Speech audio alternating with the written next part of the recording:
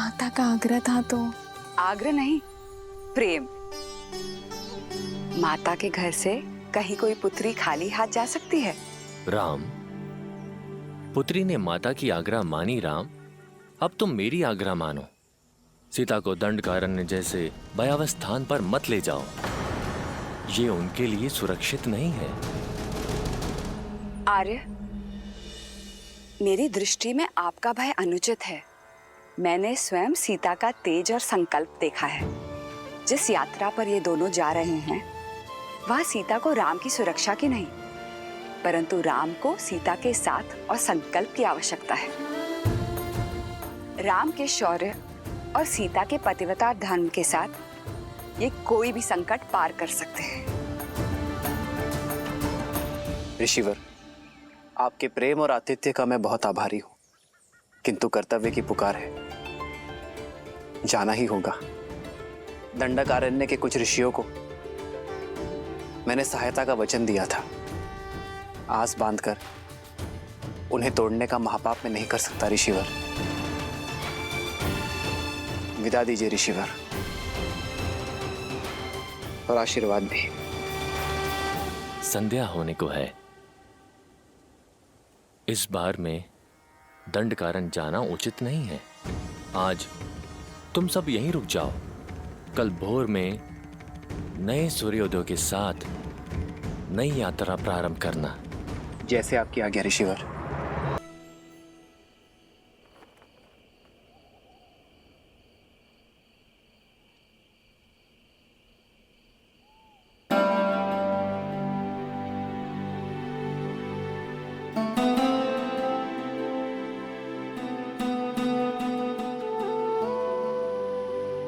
आज मेरी सीता कहीं खो गई थी।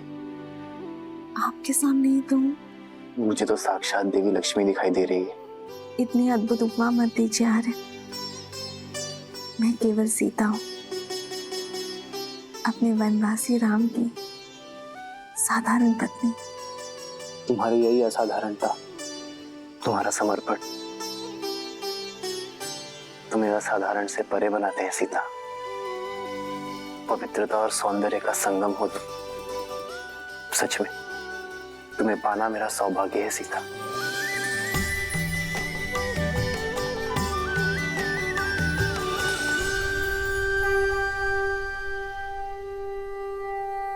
विजयी भव। आयुष्मान भव। राम, एक माता की ये सीख स्मरण रखना, लक्ष्य जितना बड़ा हो, मार्ग उतना ही कठिन होता है। अपरिचित संकटों से घिरा है वो स्थान। तुम तीनों की सतर्कता और साथ यही कवच है। एक पल के लिए भी कोई असावधानी मत करना। अवश्य माता।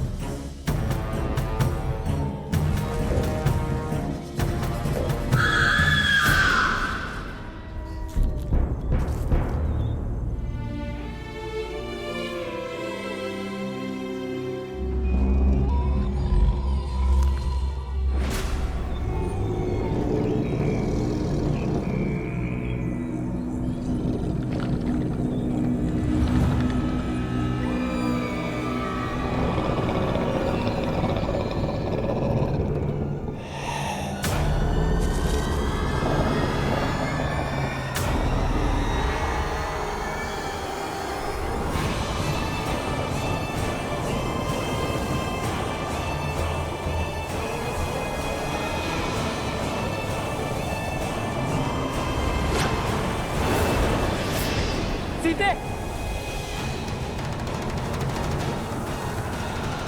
भैया ये कैसा मायावी बवंडर है?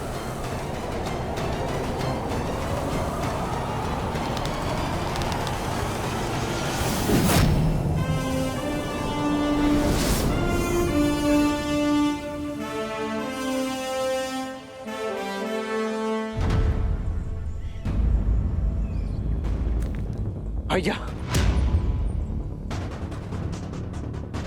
वो देखिए,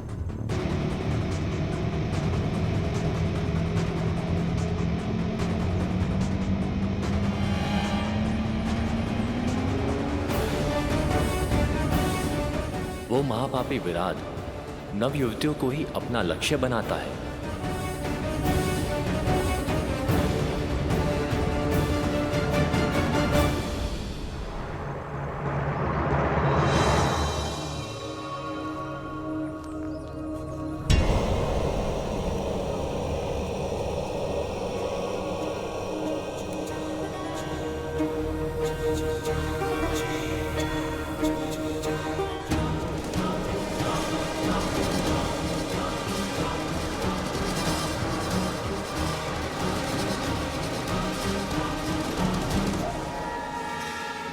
घर की सेना के अंग विराट के आतंक से संपूर्ण दंडकारण्य दूषित है।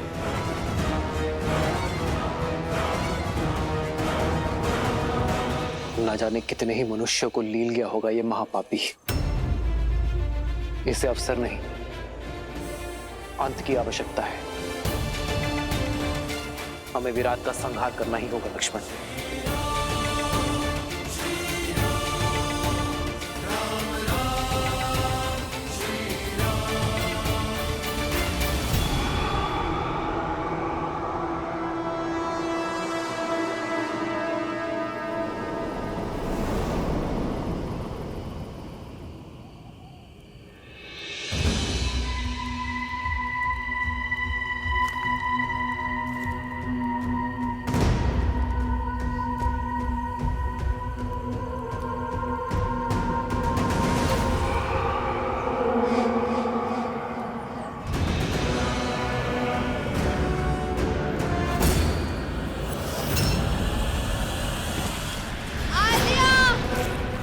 सीते,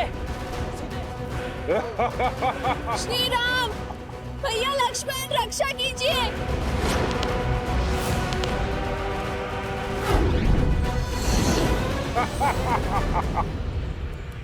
भैया ये विराट। सीते,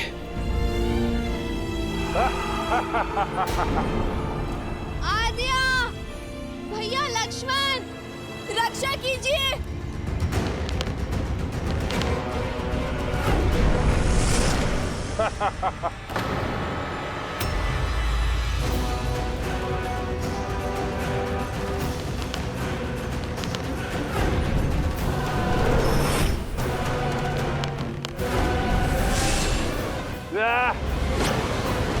सीते,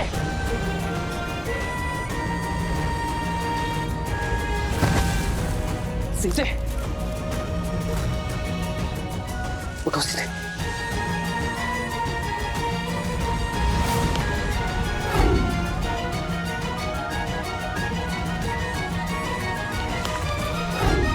भैया इस पर हमारे बाणों का कोई प्रभाव नहीं हो रहा है।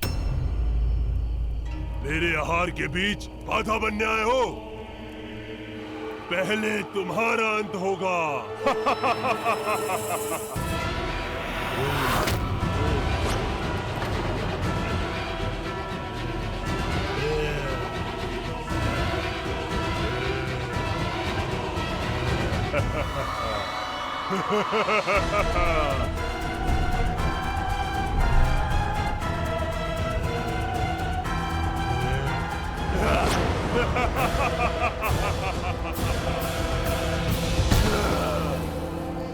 बड़ा दुखदाई और कष्ट भरा अंत होगा तुम्हारा।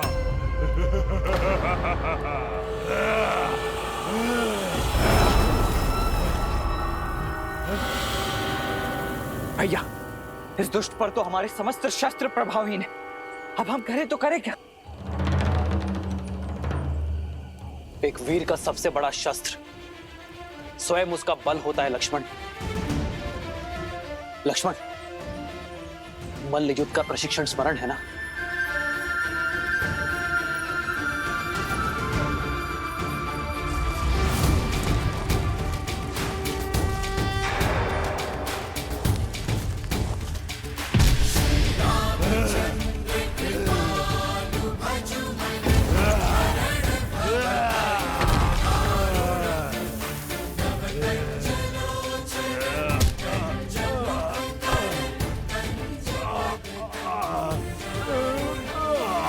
मैं ऐसे नहीं मरूंगा।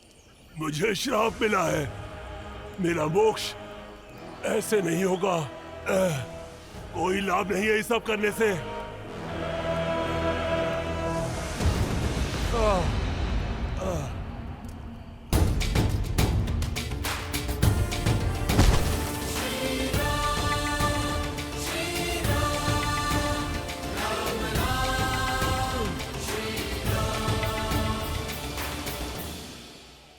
मुझे जीवित की धरती में गाड़ दीजिए राघव, तभी मैं इस नरकीय जीवन और अपने इस शाप से मुक्त हो पाऊंगा।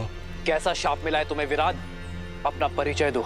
मैं टुमरू हूं, एक गंधर्व जो श्राप के चलते इस राक्षस रूप में आ गया।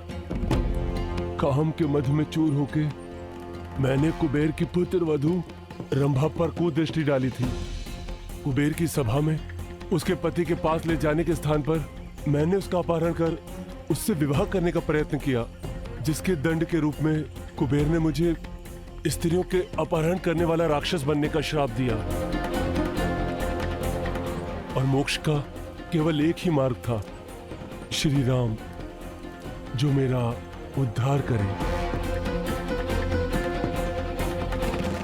आपका कोई अस्त्र शस्त्र मुझ पर नहीं चल पाएगा, इसलिए हे प्रभु, मुझे जीवित ही गाड़ कर मुझे इस श्राप से मुक्ति दे। किंतु मैं ही क्यों? क्योंकि मेरे श्राप और इस पीड़ा का अंत केवल वही कर सकता है जिसने जीवन भर स्त्रियों का सम्मान किया हो, जिसने कभी किसी पर स्त्री पर कुदृष्टि न डाली हो।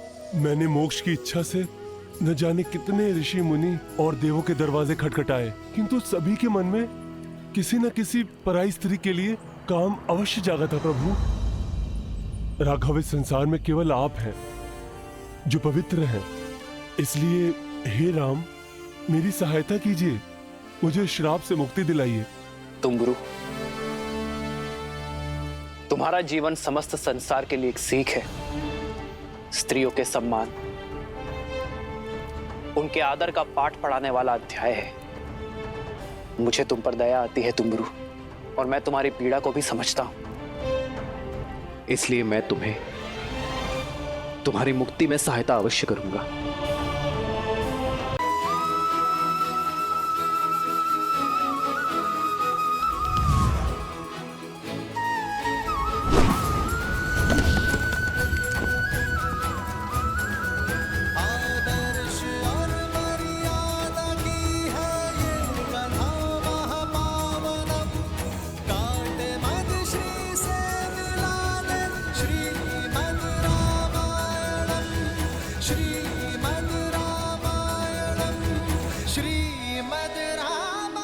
अब धन्य है मर्यादा पुरुषोत्तम राम, आपने मुझे मुक्त कर दिया। मैं एक गंधर्व हूं, संगीत ही मेरा जीवन है और मेरा धर्म भी। अब मेरा संगीत सदा आपके ही गुणगान गाएगा। अब आप दक्षिण दिशा में पंचवटी की ओर प्रस्थान कीजिए, अगस्त ऋषि के आश्रम की ओर। दंडक में राक्षसों का आतंक है और राक्षसों का राजा है महाबली लंकेश रावण। रावण के अधर्म और उसके अत्याचारों की कोई सीमा नहीं है। इस दंडकारण्य में न जाने कितने मानव भक्षक छोड़ रखे हैं उसने। और इस राक्षसी सेना का प्रमुख है खर, जो रावण की छाया बनकर अपने भाई दूषण के साथ मिलकर अपने इस आतंक से धर्म और मर्यादा का गला घोट रहा है। अधर्म और पाप के इस जाल से बचने के लिए, धर्म और पुण्य की स्थापना के लिए प्रभु आपको ऋषि सरभंगा के मार्गदर्शन की आवश्यकता है। वही आपको ऋषि अगस्त तक पहुंचाएंगे। केवल ऋषि अगस्त्य ही हैं जो राक्षस राज और उनके अंत के ज्ञाता हैं। शीघ्र जाइए राम। ऋषि सरभंगा के जीवन की डोर को आपके दर्शनों की आस ने ही थाम रखा है। फिर तो हमें इसी क्षण निकलना होगा।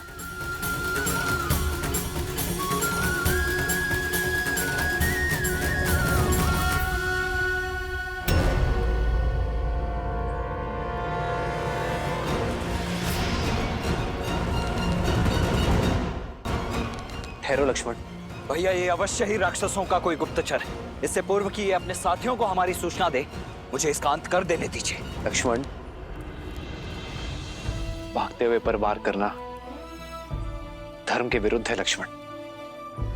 और फिर ये कैसे मान ली जाए कि वो गुप्तचर ही है? रघुकुल की मर्यादा और सम्मान उनके वंशजों के शौर्य में है लक्ष्मण, कुटिलता में नहीं। फिर तो हमें इसका पीछा करना चाहिए भैया। अब यही हमें खर तक ले जा सकता है। लक्ष्मण, हमारा उद्देश्य केवल खर का अंत नहीं, संपूर्ण राक्षस राज का अंत है। हमें ऋषि शरभंग के पास जाना चाहिए। उनका मार्गदर्शन हमारी प्रतीक्षा कर रहा है लक्ष्मण। जी भैया। स्वामी, श्री राम की कथा सुनने में बड़ा आनंद आता है, किंतु वनवास के कुछ ऐसे क्षण हैं जो मुझे आहत कर देते हैं। मैं समझता हूं देवी, परंतु वृक्ष की छाया के सुख का आभास तभी होता है जब व्यक्ति कड़ी धूप में अपने तन को बहुत देर तक जलाए।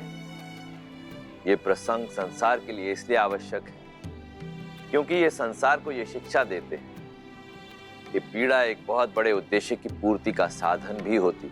बात आपकी उचित है, किंतु मोक्ष के बाद विराट ने जिन संकटों के बारे में कहा था वो क्या है? उद्देश्य जितना पावन होता है, मार्ग में कठिनाइयां भी उतनी अधिक आती हैं। और श्री राम का तो उद्देश्य ही संसार से बुराई का अंत करके भलाई का परचम लहराना, अधर्म का नाश कर धर्म की स्थापना करना। और अभी तो इस यात्रा का आरंभ हुआ है देवी। यूं समझ लीजिए देवी कि श्री राम दंडकारण्य के भीतर नहीं, संकट और समस्याओं के एक माया जाल के भीतर जा रहे हैं।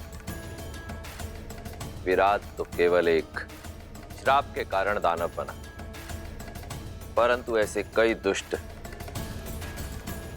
जिनका स्वभाव ही है पाप कर्म करना, जिन्हें ऋषियों, मुनियों और सज्जन व्यक्तियों को पीड़ा देने में आनंद आता है,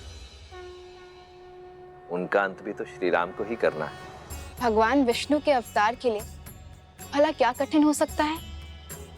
वो चाहे तो क्षण भर में रावण के अभिमान और उसके पापों का अंत कर सकते हैं। देवी, यदि रावण की शक्तियां असीमित हैं, उसका सैन्य बल अतुलित है, तो सामने भी नारायण है जिनका तेज अलौकिक है, और उस तेज के सामने इस ब्रह्मांड में कोई टिक नहीं सकता।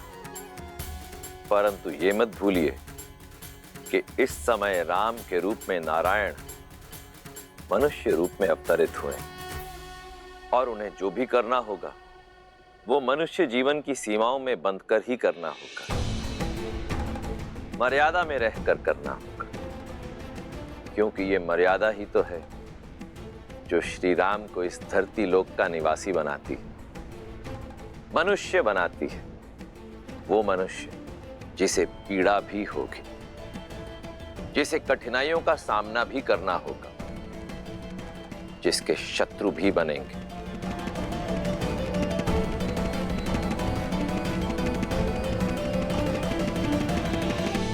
जब अपने प्रेम और समर्पण पर पूर्ण विश्वास हो तो कोई माया ही क्या, संसार रचने वाले, चलाने वाले और नष्ट करने वाले त्रिदेव भी उस विश्वास को खंडित नहीं कर सकते माता। सारे संसार को उसके सामने नतमस्तक होना ही पड़ता है। तुम अद्भुत हो सीता। तुम्हारे आचरण और तुम्हारे विचारों ने मुझे जीत लिया है। तुमने अपने लिए मेरे मन में एक विशेष स्थान बनाया है सीता। मैं तुम्हें कुछ देना चाहूंगी।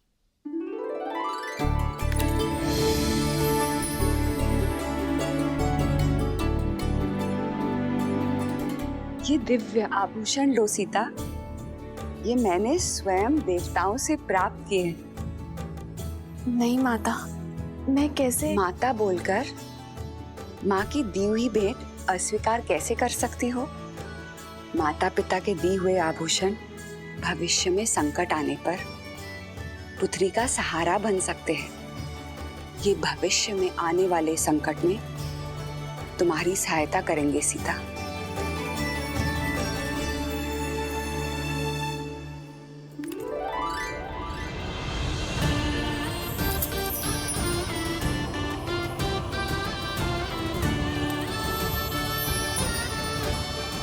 साक्षात देवी लक्ष्मी का अवतार लग रही हो।